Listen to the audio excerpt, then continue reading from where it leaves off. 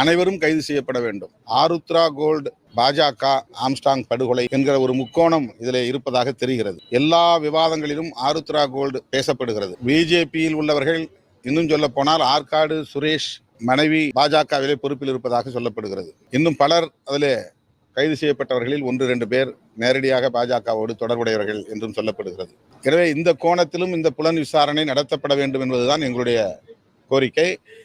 2 நாட்களுக்கு முன்பு city commissioner, Chennai பெருநகர காவல் ஆணையர் திரு அருண் IPS அவர்களையும் நான் சந்தித்து இதை நேர்மையான முறையிலே விசாரிக்க வேண்டும், உண்மையான அனைத்து குற்றவாளிகளையும் கைது செய்ய வேண்டும்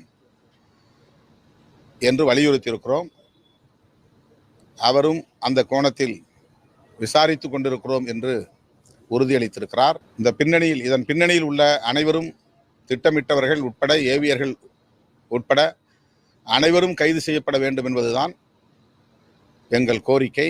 முதல்வரை சந்தித்ததிலும் இதைத்தான் நாங்கள் வலியுறுத்தியிருக்கிறோம். அரசியலுக்காக இதை பேசுகிறார்கள். பாதிக்கப்பட்ட ஆம்ஸ்டாங் குடும்பத்திற்கு ஒரு நீதி கிடைக்க வேண்டும் என்று பேசுவதை விட, இதை பயன்படுத்தி திமுக அரசுக்கு எதிராக என்ன ஒரு பதற்றத்தை எப்படி உருவாக்க முடியும் என்றுதான் கணக்கிட்டு பேசுகிறார்கள். இந்த இடத்திலே எவ்வளவு பெரிய துயரம் எழுந்திருக்கிறது, எவ்வளவு பெரிய பாதிப்பு அந்த குடும்பத்திற்கும், கட்சிக்கும், சமூகத்திற்கும் நேர்ந்திருக்கிறது என்பதை விட, இதற்கு யார் மீது பழி போடலாம், எப்படி திமுக அரசு மீது பழி போடலாம் என்று அரசியல் காரணங்கள், அரசியல் ஆதாயத்திற்காக காய்களை இவர்கள் நகர்த்துகிறார்கள்.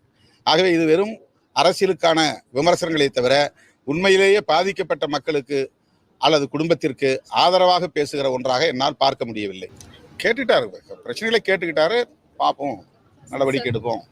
எங்களுக்கு இதில் நடவடிக்கை எடுக்கிறதுல எந்த தயக்கமும் இல்லை. யார் உண்மையாக இதில் சம்மந்தப்பட்டிருக்கிறார்களோ அவ்வளவு பேர் நடவடிக்கை இருக்கும்.